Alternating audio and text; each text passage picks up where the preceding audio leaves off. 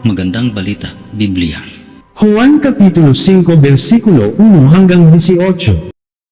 Ang pagpapagaling sa Bethzatha. Pagkaraan nito'y dumating ang isang pista ng mga Hudyo, at pumunta si Jesus sa Jerusalem. Sa lungsod na ito, malapit sa pintuan ng mga tupa ay may malaking imbakan ng tubig na may 5 portiko.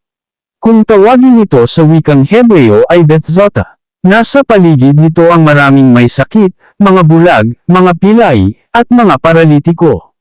Sila'y naghihintay na gumalaw ang tubig, dahil may panahong ang isang anghel ng Panginoon ay bumababa at pinapagalaw ang tubig, at ang maunang lumusong sa tubig matapos na ito'y gumalaw ay gumagaling sa anumang karamdaman.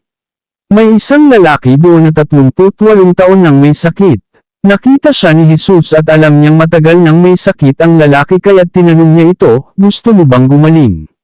Sumagot ang may sakit, "Ginoo, wala pong maglulusong sa akin kapag gumalaw na ang tubig, papunta pa lamang ako, may nauuna na sa akin." Sinabi sa kanya ni Jesus, "Tumayo ka, buhatin mo ang iyong higaan at lumakad ka." Noon di gumaling ang lalaki, binuhat ang kanyang higaan, at lumakad. Nooy araw ng pamamahinga, kaya't sinabi ng mga pinuno ng mga Hudyo sa lalaking pinagaling, "Araw ng pamamahinga ngayon. Labag sa kautusan na dalhin mo ang iyong higaan." Ngunit sumagot siya, "Ang nagpagaling po sa akin ang nagsabing buhatin ko ang aking higaan at lumakad ako."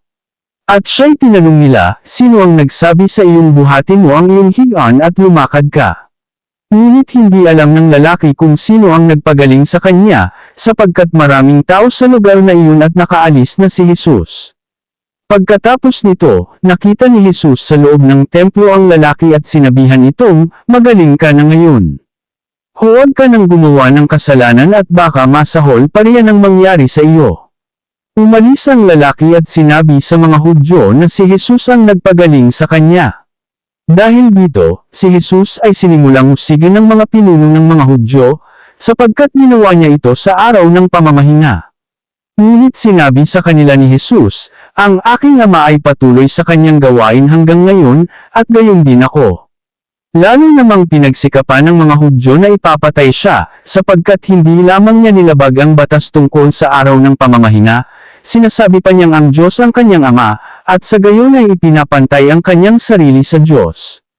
Mga talababa, Juan Kapitulo 5 versikulo 2. Bethzatha, sa ibang manuskrito'y Bethsaida, at sa iba pang mga manuskrito'y Bethesda. Juan Kapitulo 5 versikulo 4. Sa ibang manuskrito'y hindi nakasulat ang talatang 4. Sundan, Juan Kapitulo 5 versikulo 19 hanggang 29. Ang kapangyarihan ng anak.